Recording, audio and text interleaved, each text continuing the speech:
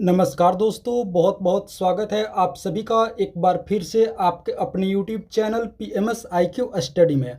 दोस्तों, आज की वीडियो में भी हम लोग देखेंगे सामान्य ज्ञान व सामान्य विज्ञान के कुछ अति महत्वपूर्ण प्रश्न जो एकदम बेसिक लेवल से होंगे। जी हाँ दोस्तों, सभी प्रश्न बहुत ही महत्वपूर्ण है, बेसिक लेवल से हैं। आगामी जितनी भी प्रतियोगी परीक्षाएँ होंगी दोस्तों, उस परीक्षा के एग्जाम के पॉइंट ऑफ व्यू से ये सभी प्रश्न बहुत ही दोस्तों महत्वपूर्ण होंगी। तो आइए आज की वीडियो हम लोग शुरू करते हैं बेसिक से सामान्य ज्ञान व सामान्य विज्ञान के प्रश्नों से। चलिए दोस्तों, वीडियो को शुरू करते हैं। पहला प्रश्न है, अष्टाध्यायी के लेखक हैं। दोस्तों, बतानी है कि अष्टाध्यायी के लेखक कौन है। तो इसका सही उत्तर आप लोग याद रखेंगे। इसका सही उत्तर होगा ऑप्शन बी, पाणिनि। जी हाँ दोस्तों, अष्टाध्यायी के लेखक कौन है तो आप लोग याद रखेंगे पाणिनि है दोस्तों। ऑप्शन भी हमारा बिल्कुल सही उत्तर होगा। चलिए अगले प्रश्न की ओर बढ़ते हैं। अगला प्रश्न है, महावीर ने अपना पहला उपदेश कहाँ दिए थे। दोस्तों, बतानी है कि महावीर स्वामी ने अपना पहला उपदेश कहाँ दिए थे। तो इसका सही उत्तर आप लोग याद रखेंगे ऑप्शन सी, राजगीर में। जी हाँ दोस्तों, महावीर ने अपना पहला उपदेश कहाँ दिए थे तो राजगीर में दिए थे दोस्तों। आप लोग याद रखेंगे, ऑप्शन सी हमारा बिल्कुल सही उत्तर होगा। चलिए अगले प्रश्न की ओर बढ़ते हैं। अगला प्रश्न है, उड़ीसा बिहार से किस वर्ष अलग हुआ था। दोस्तों, बतानी है कि उड़ीसा राज्य बिहार राज्य से कब अलग हुआ था। तो इसका सही उत्तर आप लोग याद रखेंगे 1936 ईस्वी। जी हाँ दोस्तों, उड़ीसा राज्य बिहार से कब अलग हुआ था तो आप लोग याद रखेंगे 1936 ईस्वी में दोस्तों हुआ था। ऑप्शन है हमारा बिल्कुल सही उत्तर होगा। चलिए अगले प्रश्न की ओर बढ़ते हैं। अगला प्रश्न है, आनंद मठ के रचयिता कौन है। दोस्तों, बतानी है कि आनंद मठ किनके द्वारा रचित है। तो इसका सही उत्तर आप लोग याद रखेंगे ऑप्शन सी, बंकिम चंद्र चट्टोपाध्याय। जी हाँ दोस्तों, बंकिम चंद्र चट्टोपाध्याय या फिर बंकिम चंद्र चटर्जी, ये दोनों नाम दोस्तों, ये दोनों नामों से इनको जाना जाता है। आनंद मठ के रचयिता कौन है तो आप लोग याद रखेंगे बंकिम चंद्र चट्टोपाध्याय या बंकिम चंद्र चटर्जी। आप सभी को दोस्तों बता दें कि जो हमारा राष्ट्रगीत है यानी कि दोस्तों वंदे मातरम, वो दोस्तों इन्हीं में से लिया गया है, यानी कि आनंद मठ रचयिता से लिया गया है। जैसा कि आप सभी जानते हैं कि हमारे राष्ट्रगीत के रचयिता कौन है तो बंकिम चंद्र चट्टोपाध्याय या बंकिम चंद्र चटर्जी। आशा करते हैं दोस्तों आप सभी को यह प्रश्न अच्छे से समझ में आ गया होगा। तो चलिए अब अगले प्रश्न की ओर बढ़ते हैं। अगला प्रश्न है, तंत्र मंत्र की विद्या किस वेद में संकलित है। दोस्तों, बतानी है कि तंत्र मंत्र की जो विद्या है वो किस वेद में संकलित है, किस वेद में है। तो इसका सही उत्तर आप लोग याद रखेंगे ऑप्शन डी, अथर्ववेद में। जी हाँ दोस्तों, तंत्र मंत्र की विद्या किस वेद में संकलित है तो आप लोग याद रखेंगे ऑप्शन डी, अथर्ववेद में संकलित है। चलिए अगले प्रश्न की ओर बढ़ते हैं। अगला प्रश्न है, मिट्टी के अध्ययन को क्या कहा जाता है। दोस्तों, बतानी है कि मिट्टी के अध्ययन को क्या कहा जाता है। तो इसका सही उत्तर आप लोग याद रखेंगे। इसका सही उत्तर होगा ऑप्शन बी, पेडोलॉजी। जी हाँ दोस्तों, पेडोलॉजी में मिट्टी का अध्ययन किया जाता है। ऑप्शन बी हमारा बिल्कुल सही उत्तर होगा। चलिए अगले प्रश्न की ओर बढ़ते हैं। अगला प्रश्न है, एशिया की पहली महिला रेलवे ड्राइवर कौन है। दोस्तों, बतानी है कि एशिया की पहली महिला रेलवे ड्राइवर यानी कि रेलवे लोको पायलट कौन है, उनका क्या नाम है। तो आप लोग याद रखेंगे सुरेखा यादव। जी हाँ दोस्तों, ऑप्शन है हमारा बिल्कुल सही उत्तर होगा दोस्तों, सुरेखा यादव एशिया की पहली महिला रेलवे ड्राइवर है यानी कि लोको पायलट है। आप लोग याद रखेंगे ऑप्शन ए, सुरेखा यादव, जो दोस्तों अभी ये क्या हो गई हैं, सेवानिवृत्त हो गई हैं यानी कि रिटायर हो गई हैं। ये भी आप लोग याद रखेंगे, ये अब रिटायर हो चुकी हैं, जिनका नाम है सुरेखा यादव, एशिया की पहली महिला रेलवे ड्राइवर। चलिए अगले प्रश्न की ओर बढ़ते हैं। अगला प्रश्न है, रेलवे इंजन का आविष्कार किसने किया था। दोस्तों, बतानी है कि रेलवे इंजन का आविष्कार किसने किया था, आविष्कारक का क्या नाम है। तो आप लोग याद रखेंगे ऑप्शन बी, जॉर्ज स्टीफेंसन। जी हाँ दोस्तों, रेलवे इंजन का आविष्कार किसने किया था तो जॉर्ज स्टीफेंसन ने। आप लोग याद रखेंगे ऑप्शन बी हमारा बिल्कुल सही उत्तर होगा। चलिए अगले प्रश्न की ओर बढ़ते हैं। अगला प्रश्न है, भाप इंजन का आविष्कार किसने किया था। देखिए दोस्तों, अब बात हो रही है भाप इंजन यानी कि स्टीम इंजन का। तो इसका सही उत्तर आप लोग याद रखेंगे जेम्स वाट। जी हाँ दोस्तों, भाप इंजन का आविष्कार किसने किया था तो ऑप्शन है आप लोग याद रखेंगे जेम्स वाट। ऑप्शन है हमारा बिल्कुल सही उत्तर होगा। चलिए अगले प्रश्न की ओर बढ़ते हैं।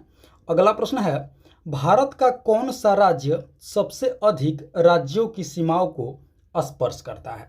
दोस्तों बतानी है कि भारत का वह कौन सा राज्य है जो सबसे अधिक भारतीय राज्यों की सीमाओं को स्पर्श करता है। तो इसका सही उत्तर आप लोग याद रखेंगे उत्तर प्रदेश। जी हाँ दोस्तों, ऑप्शन डी हमारा बिल्कुल सही उत्तर होगा। उत्तर प्रदेश राज्य दोस्तों सबसे अधिक राज्य की सीमाओं को स्पर्श करता है। ऑप्शन डी हमारा बिल्कुल राइट आंसर होगा। चलिए अगले प्रश्न की ओर बढ़ते हैं। अगला प्रश्न है, साइलेंट वैली किस राज्य में स्थित है? दोस्तों बतानी है कि साइलेंट वैली किस राज्य में स्थित है। तो इसका सही उत्तर आप लोग याद रखेंगे केरल में। जी हाँ दोस्तों, साइलेंट वैली किस राज्य में स्थित है? तो ऑप्शन बी हमारा बिल्कुल राइट आंसर होगा, केरल। चलिए अगले प्रश्न की ओर बढ़ते हैं। अगला प्रश्न है, भारत में तीनों सेनाओं के प्रमुख कौन होते हैं? दोस्तों बतानी है कि भारत में जो तीनों सेना है, यानी कि दोस्तों जल सेना, वायु सेना और थल सेना, इन तीनों सेनाओं के प्रमुख कौन होते हैं, यानी कि सेनापति कौन होते हैं? तो आप लोग इसका सही उत्तर याद रखेंगे, राष्ट्रपति होते हैं। जी हाँ दोस्तों, भारत में तीनों सेनाओं के प्रमुख कौन होते हैं? तो आप लोग याद रखेंगे राष्ट्रपति। ऑप्शन बी हमारा बिल्कुल सही उत्तर होगा। चलिए अगले प्रश्न की ओर बढ़ते हैं। अगला प्रश्न है, किस ग्रह को बौना ग्रह कहा जाता है? दोस्तों बतानी है कि किस ग्रह को बौना ग्रह कहा जाता है। तो आप लोग याद रखेंगे प्लूटो ग्रह को बौना ग्रह कहा जाता है। ऑप्शन सी हमारा बिल्कुल सही उत्तर होगा, प्लूटो ग्रह को बौना ग्रह कहा जाता है। चलिए अगले प्रश्न की ओर बढ़ते हैं। अगला प्रश्न है, भारतीय अर्थव्यवस्था के उदारीकरण का अग्रदूत किसे माना जाता है? दोस्तों बतानी है कि भारतीय अर्थव्यवस्था के उदारीकरण के जो अग्रदूत है किसे माना जाता है? तो इसका सही उत्तर आप लोग याद रखेंगे मनमोहन सिंह को माना जाता है। जी हाँ दोस्तों, आप लोग याद रखेंगे मनमोहन सिंह जी जो हमारे पूर्व प्रधानमंत्री हैं, ये भारतीय अर्थव्यवस्था के उदारीकरण का इन्हें अग्रदूत माना जाता है। आप लोग याद रखेंगे मनमोहन सिंह। चलिए अगले प्रश्न की ओर बढ़ते हैं। अगला प्रश्न है, धुआंधार जलप्रपात किस राज्य में स्थित है? दोस्तों बतानी है कि धुआंधार जलप्रपात यानी कि वाटरफॉल किस राज्य में स्थित है? तो इसका सही उत्तर आप लोग याद रखेंगे मध्य प्रदेश में। जी हाँ दोस्तों, ऑप्शन सी हमारा बिल्कुल सही उत्तर होगा। धुआंधार जलप्रपात किस राज्य में स्थित है? तो मध्य प्रदेश राज्य में स्थित है। चलिए अगले प्रश्न की ओर बढ़ते हैं। अगला प्रश्न है, स्वतंत्र बांग्लादेश का निर्माण कब हुआ था? दोस्तों बतानी है कि स्वतंत्र बांग्लादेश का निर्माण कब हुआ था, यानी कि बांग्लादेश अस्तित्व में कब आया था? तो इसका सही उत्तर आप लोग याद रखेंगे ऑप्शन सी 1971 ईस्वी में। जी हाँ दोस्तों, ऑप्शन सी हमारा बिल्कुल सही उत्तर होगा। 1971 ईस्वी में बांग्लादेश का निर्माण हुआ था, भारत पाकिस्तान के द्वितीय युद्ध के बाद। जी हाँ दोस्तों, भारत पाकिस्तान के द्वितीय युद्ध के बाद दोस्तों बांग्लादेश का निर्माण किया गया था। तो आप लोग याद रखेंगे ऑप्शन सी 1971। चलिए अगले प्रश्न की ओर बढ़ते हैं। अगला प्रश्न है, पोप का शहर किसे कहा जाता है? दोस्तों बतानी है कि पोप का शहर किसे कहा जाता है? तो इसका सही उत्तर आप लोग याद रखेंगे ऑप्शन डी रोम को। जी हाँ दोस्तों, पोप का शहर किसे कहा जाता है? तो आप लोग याद रखेंगे इटली की राजधानी रोम को कहा जाता है। ऑप्शन डी हमारा बिल्कुल सही उत्तर होगा। चलिए अगले प्रश्न की ओर बढ़ते हैं। अगला प्रश्न है, झारखंड राज्य की स्थापना कब हुई थी? दोस्तों बतानी है कि झारखंड राज्य की स्थापना कब हुई थी? तो इसका सही उत्तर आप लोग याद रखेंगे 15 नवंबर सन 2000 ईस्वी में। जी हाँ दोस्तों, ऑप्शन बी हमारा बिल्कुल सही उत्तर होगा। 15 नवंबर सन 2000 ईस्वी में बिहार से झारखंड को अलग कर दिया गया था। जी हाँ दोस्तों, बिहार से झारखंड को अलग करके एक अलग राज्य की स्थापना की गई थी 15 नवंबर सन 2000 ईस्वी को। आप लोग याद रखेंगे। चलिए अगले प्रश्न की ओर बढ़ते हैं। अगला प्रश्न है दोस्तों, भारत में पशुओं का सबसे बड़ा मेला कहाँ लगता है? दोस्तों बतानी है कि भारत में पशुओं का सबसे बड़ा मेला कहाँ लगता है? तो इसका सही उत्तर आप लोग याद रखेंगे ऑप्शन ए सोनपुर। जी हाँ दोस्तों, सोनपुर बिहार राज्य में लगता है। आप लोग याद रखेंगे भारत में पशुओं का सबसे बड़ा मेला कहाँ लगता है? तो बिहार के सोनपुर में। ऑप्शन ए हमारा बिल्कुल सही उत्तर होगा। चलिए अगले प्रश्न की ओर बढ़ते हैं। अगला प्रश्न है, श्रीनगर किस नदी के किनारे बसा है? दोस्तों बतानी है कि श्रीनगर किस नदी के किनारे बसा है? तो इसका सही उत्तर आप लोग याद रखेंगे झेलम नदी। जी हाँ दोस्तों, ऑप्शन सी हमारा बिल्कुल सही उत्तर होगा। श्रीनगर किस नदी के किनारे बसा है? तो झेलम नदी। ऑप्शन सी आप लोग याद रखेंगे। चलिए अगले प्रश्न की ओर बढ़ते हैं। अगला प्रश्न है लोकटक झील कहाँ स्थित है। दोस्तों बतानी है कि लोकटक झील कहाँ स्थित है, तो इसका सही उत्तर आप लोग याद रखेंगे मणिपुर। जी हाँ दोस्तों, ऑप्शन ए हमारा बिल्कुल सही उत्तर होगा। लोकटक झील कहाँ स्थित है, तो मणिपुर राज्य में स्थित है। ऑप्शन ए हमारा बिल्कुल सही उत्तर होगा। चलिए अगले प्रश्न की ओर बढ़ते हैं। अगला प्रश्न है दोस्तों, चेचक के टीके की खोज किसने की थी। दोस्तों चेचक के टीके की खोज आप लोग याद रखेंगे एडवर्ड जेनर। जी हाँ दोस्तों, ऑप्शन सी हमारा बिल्कुल सही उत्तर होगा। चेचक के टीके की खोज किसने की थी, तो एडवर्ड जेनर ने। ऑप्शन सी हमारा बिल्कुल सही उत्तर होगा। चलिए अगले प्रश्न की ओर बढ़ते हैं। अगला प्रश्न है जीवन का रासायनिक ब्लूप्रिंट किसे कहा जाता है। बतानी है दोस्तों कि जीवन का रासायनिक ब्लूप्रिंट किसे कहा जाता है, तो आप लोग याद रखेंगे डीएनए को कहा जाता है। जी हाँ दोस्तों, ऑप्शन सी हमारा बिल्कुल सही उत्तर होगा। जीवन का रासायनिक ब्लूप्रिंट किसे कहा जाता है, तो आप लोग याद रखेंगे डीएनए को कहा जाता है। ऑप्शन सी हमारा बिल्कुल सही उत्तर होगा। चलिए अगले प्रश्न की ओर बढ़ते हैं।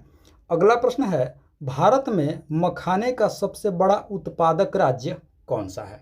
दोस्तों इसमें बतानी है कि भारत में मखाना सबसे ज़्यादा उत्पादन करने वाला राज्य कौन सा है, तो इसका सही उत्तर आप लोग याद रखेंगे ऑप्शन ए बिहार। जी हाँ दोस्तों, बिहार राज्य मखाने का सबसे बड़ा उत्पादक राज्य है।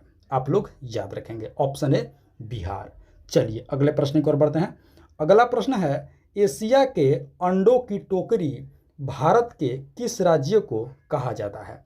दोस्तों एशिया के अंडों की टोकरी भारत के आंध्र प्रदेश राज्य को कहा जाता है। आप लोग याद रखेंगे ऑप्शन बी हमारा बिल्कुल सही उत्तर होगा। आंध्र प्रदेश राज्य को एशिया के अंडों की टोकरी कहा जाता है। ऑप्शन बी हमारा सही उत्तर होगा। चलिए अगले प्रश्न की ओर बढ़ते हैं। अगला प्रश्न है दिल्ली स्थित जामा मस्जिद का निर्माण किस शासक ने करवाया था। जैसा कि दोस्तों आप सभी जानते हैं कि जामा मस्जिद कहाँ स्थित है, तो दिल्ली में। बतानी है कि इसका निर्माण किस शासक ने करवाया था, तो इसका सही उत्तर आप लोग याद रखेंगे शाहजहां ने। जी हाँ दोस्तों, ऑप्शन सी हमारा बिल्कुल सही उत्तर होगा। जामा मस्जिद का निर्माण किसने करवाया था, तो ऑप्शन सी आप लोग याद रखेंगे शाहजहां। कहाँ स्थित है, तो दिल्ली स्थित है। यह भी आप लोग याद रखेंगे। जामा मस्जिद का निर्माण किसने करवाया था, तो शाहजहां ने। ऑप्शन सी हमारा बिल्कुल सही उत्तर होगा। तो दोस्तों ये थी हमारी आज की बहुत ही महत्वपूर्ण जीके जीएस की प्रश्नावली वीडियो।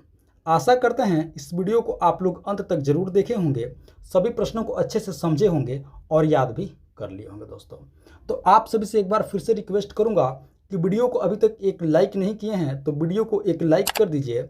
साथ ही साथ PMS IQ study YouTube channel पर पहली बार विजिट किए हैं तो दोस्तों आप लोग चैनल को सब्सक्राइब करके हमारे साथ अवश्य जुड़ जाएंगे और अपने दोस्तों में भी इस वीडियो को जरूर शेयर कर देंगे। तो दोस्तों मिलते हैं एक और वीडियो में, तब तक के लिए आप सभी का बहुत बहुत धन्यवाद। जय हिंद दोस्तों।